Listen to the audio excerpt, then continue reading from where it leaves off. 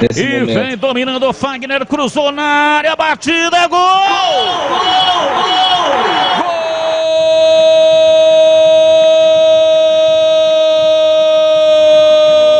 Gol do Corinthians!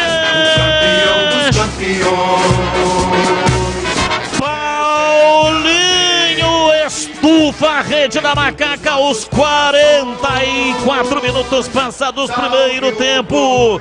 Lançamento pela direita, pela lateral da grande área, cruzamento, Fagner, Paulinho, chegou e encheu o pé, meteu o pé direito e jogou a bola no fundo do gol, inapelável para Igor Vinhas, é o segundo do Corinthians, Paulinho, camisa 15, Corinthians 2, Ponte Preta 0, e o detalhe do gol é seu, Tigrão. Cruzamento de manual para trás no chão com olho aberto do Fagner.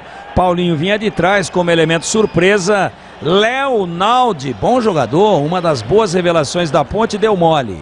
Deu espaço, não teve visão periférica. Paulinho chegou batendo de primeira, sequer parou a bola.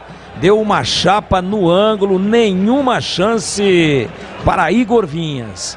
Seria muito bom que a Ponte fosse para o intervalo perdendo apenas de 1-0. Mas o jogo mostrava que a Ponte já acabou fisicamente.